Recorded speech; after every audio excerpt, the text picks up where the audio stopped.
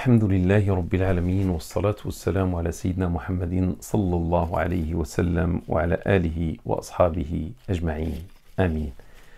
Mes frères, mes sœurs en islam, salam alaikum wa rahmatullahi ta'ala wa barakatuh. Donc, toujours dans le module 5, l'expansion pacifique de l'islam, chapitre 3, l'appel à Dieu subhanahu wa ta'ala. Et on est à la fin de ce chapitre, mais j'ai préféré rajouter cette annexe qui traite la compatibilité entre la sincérité et le fait de toucher un salaire pour l'appel à Dieu subhanahu wa ta'ala. Dans le point précédent, je vous ai expliqué la divergence entre les écoles de fiqh, et maintenant je passe à un deuxième point. Y a-t-il une opposition entre la sincérité et le salaire? Est-ce que lorsqu'on est sincère pour Allah Ta'ala wa Tabarak, on fait un acte uniquement pour Allah, on appelle à Dieu et l'acte on le fait pour Dieu, uniquement pour Dieu? Est-ce qu'on peut prendre un salaire? Parce que ça apparaît normalement au début incompatible. Malgré qu'on a vu que, par exemple, les Malikites, les Shafi'ites et même la majorité, les Hanafites et les Hanbalites, sous certaines conditions, autorisent le salaire pour celui qui fait l'appel à Dieu subhanahu wa ta'ala. Le premier point que je vais souligner, je vais voir avec vous, mes frères et mes sœurs, et tout cela c'est de ma part, le jihad. Si on prend le jihad, quand je dis de ma part, ça veut dire je ne l'ai vu nulle part, c'est ma propre déduction, c'est ma propre compréhension. Tout ce qui va suivre, ça va être cela, Inch'Allah. Le premier point, c'est le jihad. Lorsqu'on voit le jihad, normalement, c'est fi sabilillah. Le jihad, normalement, mes frères et mes sœurs, c'est sur le sentier de Dieu. C'est au service de Dieu. Parmi tout ce qu'on fait en islam, la plus grande adoration, la plus grande forme d'adoration et de se donner à Allah, c'est le jihad. Et le jihad, la personne donne sa vie à Dieu, donne sa totalité à Dieu. Et c'est pour Dieu. On ne peut pas faire un djihad normalement sans que ça soit pour Dieu. Donc la sincérité a une grande part dans le djihad. Est-il concevable que quelqu'un qui va vouloir faire le djihad va demander un salaire ou va prendre à la fin du djihad une somme pour son travail de djihad alors qu'il l'a fait pour Dieu subhanahu wa ta'ala? Normalement, la réponse est non. Si on réfléchit un petit peu, le côté rationnel, la réflexion va dire non. Celui qui veut faire un djihad, c'est une adoration et c'est uniquement pour Dieu subhanahu wa ta'ala, donc il ne peut pas prendre un salaire, il ne peut pas demander un salaire et on ne lui donne même pas un salaire. Même s'il ne demande pas, on ne doit pas lui donner un salaire parce qu'on va lui dire ce que tu as fait, c'est fi sabilillah, c'est pour le sentier de Dieu, c'est pour le service de Dieu. Écoutez, Dieu va nous surprendre. Là, c'est Dieu qui parle. Et cela a eu lieu à l'époque du prophète sallallahu alayhi wa sallam. Il dit وَاعْلَمُوا أَنَّمَا غَنِمْتُم مِّن شَيْءٍ فَأَنَّ لِلَّهِ خُمُسَهُ وَلِلرَّسُولِ وَلِذِي الْقُرْبَى وَالْيَتَامَى وَالْمَسَاكِينِ وَابْنِ السَّبِيلِ إلى آخر الآية من الآية 41 من سورة الأنفال. Dieu dit, sachez que de tout butin que vous avez possédé ou gagné, le 5e appartient à Allah, aux messagers, aux proches, aux orphelins, aux pauvres et aux voyageurs. Jusqu'à la fin du verset coranique 41 du chapitre, le butin, le chapitre 8. Donc là, Dieu subhanahu wa ta'ala a fixer une part pour le messager de Dieu, pour le messager de Dieu, pour les pauvres, etc. Et c'est le cinquième. Ce qui signifie que les 4/5 du butin sont à partager entre les combattants qui ont vaincu, qui ont gagné le combat. Mais, subhanallah, pour nous, au début, on a compris qu'il n'y a pas de salaire, il n'y a pas de bénéfice. Le seul salaire, c'est auprès de Allah Ta'ala wa Tabarak. Et là, on ne peut pas demander un salaire pour un combat au service de Dieu, pour un djihad au service de Dieu. Mais Dieu nous surprend depuis l'époque du prophète sallallahu alayhi wa sallam pour dire non, les combattants, s'il y a une victoire et s'il y a un butin, on leur donne une part du butin et ça revient à 80%. Ils se répartissent, ils se partagent entre eux les 80% du butin.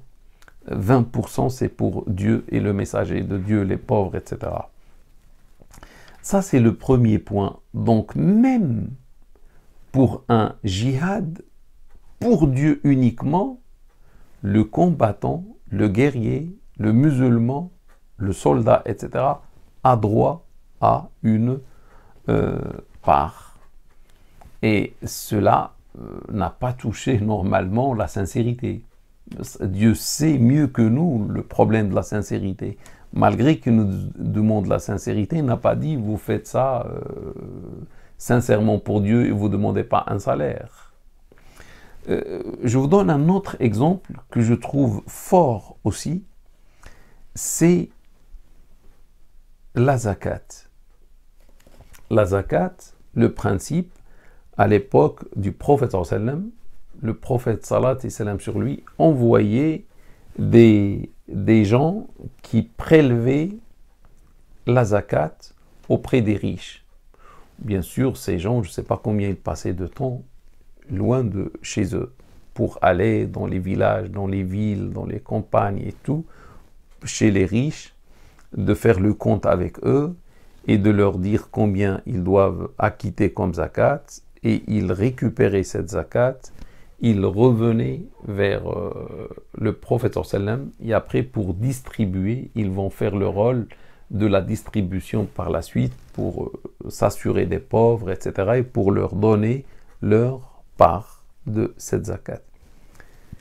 La zakat d'abord, quelle est la destination de la zakat? Qui doit prendre cette zakat? Normalement, c'est les pauvres. La zakat, c'est l'aumône légale, obligatoire. Donc, c'est les pauvres qui ont le droit de prendre la zakat. Et prendre une part de cette zakat, normalement, c'est un vol pour nous, si on utilise notre raison, comme tout à l'heure, pour celui qui combat ou qui fait un combat pour Dieu, subhanahu wa ta'ala. Pour nous, c'est inconcevable qu'ils prennent un salaire pour cela. La même chose pour la zakat. Tu collectes de la zakat, tu sais que c'est destiné pour les pauvres, tu ne peux pas prendre de cet argent-là. Même toi, si tu as les moyens, tu dois donner, tu dois rajouter de ta poche pour donner aux pauvres. L'idée ne vient même pas de prendre de cet argent qui est destiné aux pauvres. Ça, c'est la logique, ça, c'est la raison humaine. Mais regardez, Dieu subhanahu wa ta'ala, dans un verset coranique, il va nous préciser les gens qui peuvent prendre de la zakat. Et il va citer 8. Les 8 catégories destinataires de la zakat. Les 8 catégories pour lesquelles la zakat est autorisée. Ils peuvent prendre de la zakat. Il dit إنما الصدقات للفقراء والمساكين والعاملين عليها إلى آخر الآية 60 من سورة التوبة السورة التاسعة. Les sadaqa, la zakat, l'aumône légale ou les sadaqa ne sont destinés que pour les pauvres, les indigents, ceux qui y travaillent, etc. jusqu'à la fin du verset 60 du chapitre Le Repentir, le chapitre 9. Donc les sadaqa ne sont destinés que pour les pauvres, ça on comprend, les indigents on comprend, ceux qui y travaillent, c'est-à-dire les administrateurs de la zakat. Les administrateurs de la zakat, qu'ils soient riches, qu'ils soient pauvres, ont le droit de prendre de la zakat prélevée. Et qui a dit cela? C'est Allah Ta'ala wa Tabarak. Allah qui a dit que le combattant, malgré qu'il fait un travail pour Dieu, le combat, il a droit à un salaire, et c'est le butin. Et celui qui prélève la zakat, même s'il est riche, il a, parce qu'il a fait un travail, il a quitté sa famille, etc. Il a passé un temps, je ne sais pas combien, loin de la famille, il a prélevé la zakat, il a distribué par la suite la zakat, il a droit à une part de la zakat. Jusqu'au point que l'imam Ad-Dahhak et l'imam Mujahid ont dit qu'il peut prendre, les administrateurs de la zakat peuvent prendre le 1/8. Ils peuvent prendre le 8e de la zakat. Le 8e, moi j'ai fait un calcul, j'ai trouvé 12,5%. 12,5%. Donc jusqu'à 12,5%, pourquoi j'ai fait ça 1 divisé par 8 ou 1/8? Parce que Dieu a cité 8 catégories. Et les administrateurs constituent une parmi les 8. Donc si on fait 1 divisé par 8, ça fait 12,5%. Chaque 100 euros, on donne 12,5 aux administrateurs. Et c'est un avis de l'imam Shafi'i. Ça veut dire aujourd'hui, les associations humanitaires, etc., qui collectent l'argent, par exemple en France ou n'importe où, et après ils vont distribuer ici ou dans le monde entier ces zakats aux pauvres, ces associations peuvent prendre 12,5% pour pouvoir vivre, pour que des gens qui y travaillent puissent vivre convenablement, et ça va être ça leur travail. Ils travaillent et ils vivent grâce à cela, et il n'y a pas de problème, c'est Dieu qui a dit cela. Mais au début, s'il n'y avait pas ce verset coranique, on va dire mais c'est impossible de prendre l'argent des pauvres, non, c'est du vol, etc. Mais Dieu a estimé que tout travail soit payé. Quelqu'un qui se prive de sa famille, qui vit loin de sa famille, qui donne du temps pour une cause de Dieu subhanahu wa ta'ala, doit quand même toucher un salaire. Et c'était le cas du Mujahid. Maintenant, dans ce dernier point de cette partie, je vais expliquer comment comprendre la notion de toucher un salaire et la notion de, comment dire, de fi sabilillah, ou la sincérité. Je vous explique, mes frères et mes sœurs, c'est que si on prend le Mujahid qui fait un combat pour Dieu subhanahu wa ta'ala, lui, son intention première et dernière, c'est combattre pour Dieu. Combattre pour défendre la patrie, pour défendre les gens faibles, pour défendre les frères, la famille, les sœurs, etc. Pour défendre l'islam et les musulmans. Il va combattre à l'époque du prophète sallallahu alayhi wa sallam. Son intention, c'est faire cela pour Dieu. Et Dieu, bien sûr, auprès de lui, dans l'au-delà, il va lui donner un immense salaire pour cet acte. Mais cela n'empêche pas que dans cette vie ici-bas, il a un autre salaire, c'est le 8e du, les 4/5 du butin.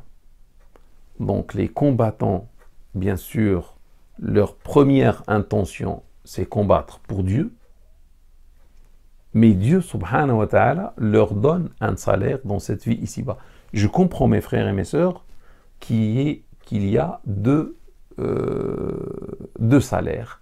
Un dans la vie ici-bas, en contrepartie de l'effort que j'ai fait, etc. Donc je touche un salaire et il y a un salaire auprès de Dieu pour mon intention. Parce que j'ai fait, je l'ai fait pour Dieu. Donc il y a un salaire dans l'au-delà. Et ça, c'est selon l'intention.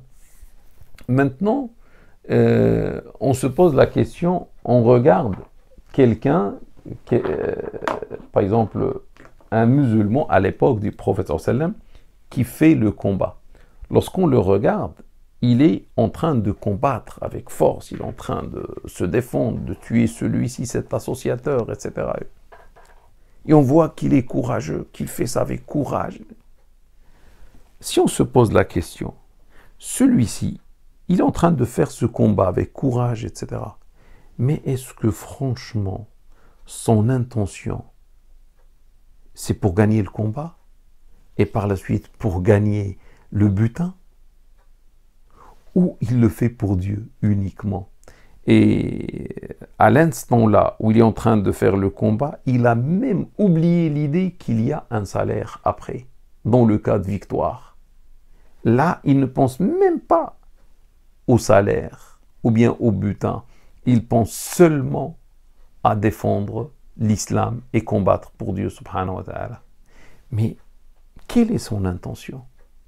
Est-ce que c'est pour le salaire, pour l'argent, ou est-ce que c'est pour Dieu son intention? Maintenant qu'il est en train de combattre avec force, Qui peut répondre à cette question, mes frères et mes sœurs? Personne. Nous, on voit qu'il est en train de combattre avec force, avec courage, etc. On ne peut pas le juger. L'intention se cache dans son cœur. Et le cœur ne peut être vu ou visible que par Allah Ta'ala. C'est pour ça, le jour de la résurrection, c'est Dieu qui va juger son intention. Si son intention était, pour Dieu, Dieu va lui donner une récompense qui n'est connue que par lui. Et si l'intention n'était pas véritable à 100% pour Dieu subhanahu wa ta'ala, on a vu celui qui va dire à Dieu, j'ai combattu pour toi, et il va dire, tu as menti, tu as combattu pour qu'on dise de toi courageux. Pour l'autre, il va dire, c'est faux, tu mens, tu as combattu pour qu'on dise, pour que tu touches un salaire. Donc, il y a la sincérité, mais la sincérité, c'est pour l'au-delà. Mais dans cette vie ici-bas, la personne qui va faire le combat a droit à une partie du butin dans le cadre de la victoire. Et il n'y a aucune opposition. Je pense que vous avez compris maintenant la notion de la sincérité. C'est-à-dire, je fais l'acte pour Dieu, mais quand même, il y a une compensation dans cette vie ici-bas. Seulement, le musulman ou la musulmane, il ne doit pas faire l'acte uniquement pour la compensation, ou il ne doit même pas penser à la compensation lorsqu'il est en train de faire l'acte. Et bien sûr, à la fin, il y a une compensation naturellement qui vient, et c'est Dieu qui a demandé cela. Si je prends par exemple la zakat, c'est la même chose. Celui qui va sortir pour récupérer la zakat, on va voir qu'il va commencer à bien compter les biens d'un riche, à tout vérifier et tout. Mais on va dire, celui-ci, en faisant comme ça, quelle est son intention? Il est en train de tout vérifier, en train de tout compter avec le riche. Est-ce que c'est pour que le 8e qu'il va toucher à la fin sera élevé, sera grand? Est-ce qu'il fait ça pour lui? Ou est-ce que ce qu'il est en train de faire, il le fait pour Dieu, subhanahu wa ta'ala? C'est-à-dire, il ne pense même pas à ce qu'il va toucher. Il est en train de travailler avec rigueur, avec sérieux, il donne le meilleur de lui-même pour Dieu et pour servir les pauvres. Mais, bien sûr, ça c'est l'intention que Dieu va voir. Et en même temps, bien sûr, à la fin, il va toucher une compensation. Et pendant son travail, il oublie même peut-être la compensation. Donc vous voyez, il n'y a pas une incompatibilité. L'acte est fait uniquement pour Dieu, mais c'est Dieu qui a demandé que pour toute personne qui fait un travail pour Dieu, il y ait une compensation dans cette vie ici-bas. Ah oui, la compensation qu'on donne n'est pas le véritable salaire, n'est pas un salaire, c'est une aide, c'est un salaire, mais dans cette vie ici-bas. Mais le véritable salaire, c'est ce qui attend la personne dans l'au-delà. Et ce salaire n'est connu que par Allah Ta'ala wa Tabarak. C'est pas parce que la personne prend un salaire dans cette vie ici-bas que ça y est, c'est fini.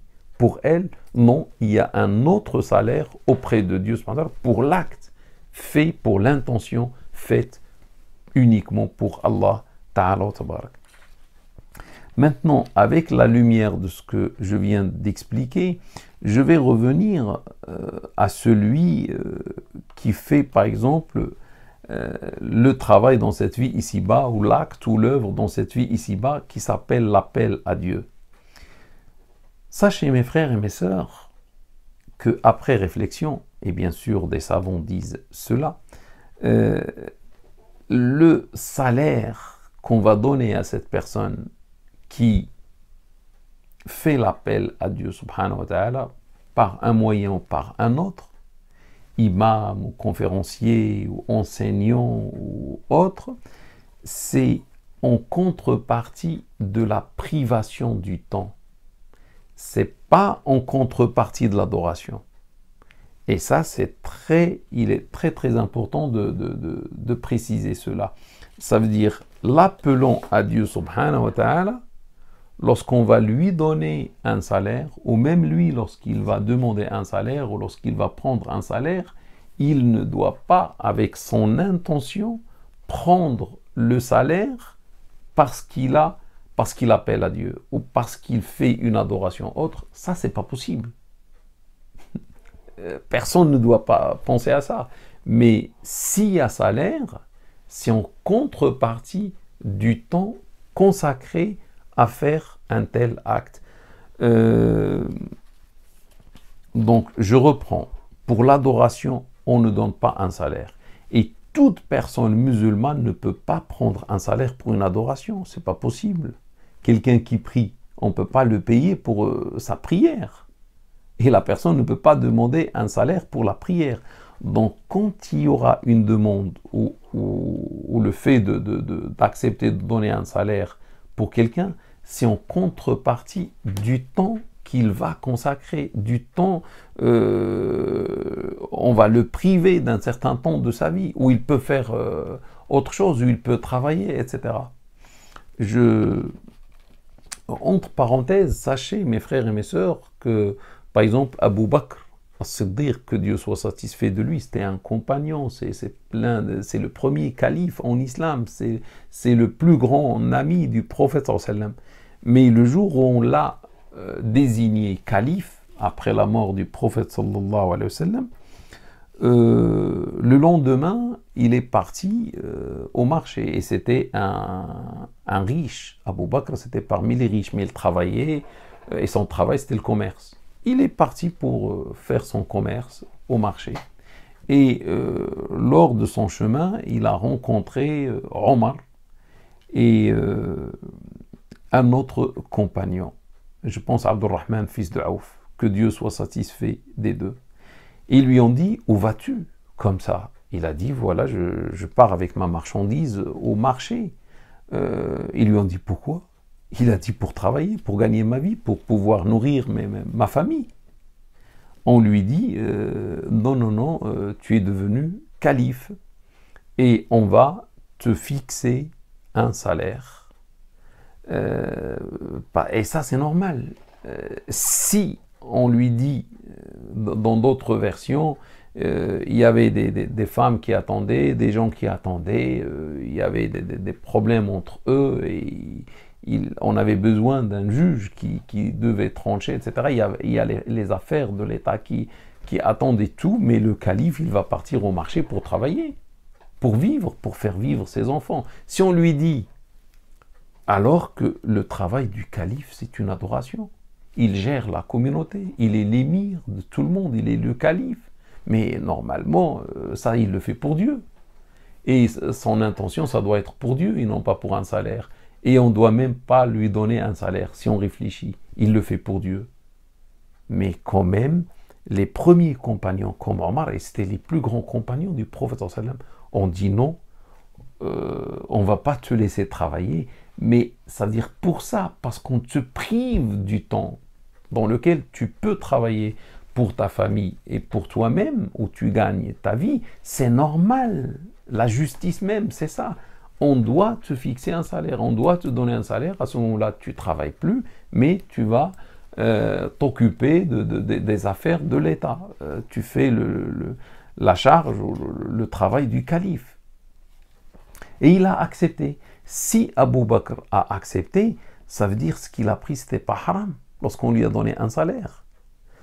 La même chose, lorsqu'on prend un imam qui va être payé pour l'imama parce qu'il dirige la prière. Vous vous rappelez, les Malikites ont dit ça c'est désagréable. Oui, mais ça dépend de comment on va voir les choses. Si on voit la chose qu'il prie pour Dieu et on le paye, ça c'est désagréable ou haram. Mais il va nous dire non, moi, ce que vous allez me donner, c'est en contrepartie du temps que je consacre. Parce que vous allez me dire de faire le Fajr, le Dhuhr, l'Asr, le Maghrib, l'Isha dans la mosquée. C'est-à-dire je ne travaille plus. Autrefois, à l'époque du prophète, à l'époque qui a suivi, c'est vrai, la personne pouvait travailler au sein de la mosquée, je ne sais pas, la couture ou autre, mais il pouvait faire un travail pour vivre. Et quand il y a la prière, il arrête, il fait la prière, il n'a pas peut-être besoin de l'argent. Mais aujourd'hui, ça a changé. Comme ce que je vais dire par la suite, Inch'Allah. Donc, une personne, et surtout pendant l'hiver, le Dhuhr, le Asr, le Maghrib, tout est presque entre une prière et une autre, 2 heures peut-être. Donc, la personne ne peut pas aller travailler ailleurs. Elle va rester à la mosquée pour diriger les prières. Et comment il va vivre? Qui va payer son loyer? Qui va payer le repas de sa famille, ses enfants, etc. Eux, ils ont le droit de vivre. Donc, on le prive du temps et on lui dit tu restes à la mosquée et après on ne le paye pas. On ne lui donne pas la compensation, on ne lui donne pas un salaire. Ça, c'est injuste. Donc, je pense que vous avez compris. C'est en contrepartie de la privation du temps, le fait de garder la personne avec nous. On prive la personne de travailler d'elle-même. Le muazzin, c'est la même chose. Celui qui va faire l'azan, 5 prières par jour, les heures se suivent, la personne doit rester à la mosquée, etc. Donc elle ne va pas travailler non plus. L'enseignant du Coran, quelqu'un qui va enseigner le Coran, il va nous dire, moi je préfère aller faire un autre travail et gagner ma vie. On lui dit non, non, non, tu restes pour enseigner le Coran à nos enfants ou à nos adultes ou autres. Donc, il y a une contrepartie. S'il reste là, s'il va passer la journée ou une bonne partie de sa journée à enseigner le Coran, il ne va pas travailler ailleurs. Et comment il va vivre? C'est comme le cas du calife tout à l'heure. Donc, est-ce qu'on va dire l'intention? Non, l'intention, tout ce que je fais, c'est pour Dieu. Mais quand même, il y a un salaire comme pour le mujahid, comme pour celui qui collecte la zakat, comme pour le calife, comme... si on prend par exemple les autres sciences, quelqu'un qui va enseigner la aqidah, qui va enseigner le fiqh, qui va enseigner l'arabe, qui va enseigner, je sais pas, le hadith, le Coran ou autre, pour toutes ces sciences, normalement, on doit lui donner un salaire, ça veut dire contre le temps qu'il va consacrer à cela. Le conférencier, la même chose, quelqu'un qui va venir nous faire une conférence, je ne sais pas de quelle région, il va perdre du temps. Peut-être ça peut lui prendre 5 heures, 4 heures entre l'aller et le retour, le temps qu'il va passer avec nous. Ça peut même lui prendre une journée. Une journée, le priver d'une journée de sa semaine où il peut travailler pour lui-même ailleurs. Donc c'est injuste de ne pas lui compenser le temps qu'il va passer avec nous, le temps qu'il va prendre pour venir jusqu'à Nous, il y a un conférencier qui part par exemple de Paris à Marseille ou de Paris à Bordeaux. C'est combien d'heures d'abord de voyage entre l'aller et le retour. Et normalement, on doit le compenser depuis qu'il quitte sa maison jusqu'à son retour le soir ou le lendemain à sa maison. Aussi, il faut même lui compenser les frais de voyage. Quelqu'un qui vient, je ne sais pas de quelle ville, à notre ville, il va payer le train ou il va prendre sa voiture, il va payer l'autoroute, il va payer le diesel. Qui va payer tout ça pour lui? Un voyage, ça peut coûter 200 euros, 300 euros, plus, moi je ne sais pas. Donc, si chaque fois il paye 200 euros pour se déplacer vers une ville, et il fait l'appel à Dieu, il fait des conférences, etc., 300 fois 4, ça fait 1200 euros par mois. Si on compte que 4 semaines et un jour par semaine. Mais les 1200 euros, qui va lui donner 1200 euros lui? Et combien il gagne dans son travail? Le travail principal, combien il gagne? Et s'il enlève 1200 euros, comment il va vivre? Donc vous voyez, et ça c'est seulement les frais du voyage, sans parler des heures pour lesquelles on va le priver de travailler, de faire un autre travail. L'autre chose, si on prend un khatib, un khatib du vendredi, bien sûr, le khatib, on ne va pas le payer pour son discours. Il ne va pas prendre un salaire pour son discours lorsqu'il est sur le mimbar. Ça, c'est une obligation, c'est une adoration. On ne le paye pas pour l'adoration, mais on le paye pour le temps qu'il va passer pour venir chez nous. Le temps qu'il va consacrer pour préparer son discours. Le discours, il ne va pas venir et parler. Il doit prendre du temps à lire des livres, à chercher, et à écrire, etc., à rédiger. Tout ça, ça lui prend des heures. Et ces heures, il peut faire autre chose. Pendant ces heures-là, il peut faire un autre travail de sa spécialité, etc. Et il peut gagner sa vie, il peut faire des heures sup ou autres. Donc, si on le prive de faire autre chose, c'est normal de lui donner une compensation pour cela. Donc, le khatib, si on prend par exemple le khatib, lorsqu'il fait son discours, lorsqu'il prépare son cours chez lui, lorsqu'on est en train de lire des livres, etc., et de préparer son cours, et il essaie de toucher les musulmans, il essaie d'appeler bien les gens à Dieu, est-ce qu'il est en train de penser à l'argent? Ou est-ce qu'il est en train de penser à Dieu? Est-ce qu'il fait ça pour Dieu ou pour l'argent? Ça, c'est Allah qui sait. C'est exactement comme pour le moujahid tout à l'heure. Normalement, il le fait pour Dieu. Il le fait pour Dieu. Il aime Dieu, il aime son travail, il le fait avec beaucoup de plaisir parce qu'il appelle à Dieu. Il est sur le mimbar, il est en train de parler aux gens, il est en train d'essayer d'encourager les gens à faire. Est-ce qu'il le fait pour l'argent ou pour Dieu? Et il le fait pour Dieu normalement. Donc l'intention que Dieu va voir, normalement, c'est pour Dieu. Mais en même temps, comme il perd du temps, comme il perdre, c'est pas le bon mot, comme il consacre un temps, comme on le prive de ce temps-là, bien sûr, on doit lui donner un salaire et il n'y a pas une incompatibilité. Je pense, mes frères et mes sœurs, l'idée est devenue claire. Je m'arrête là pour une pause et je reviens à la dernière partie de cette annexe, Inch'Allah. Barakallahu fikum, wassalamu alaikum wa rahmatullahi ta'ala wa barakatuh.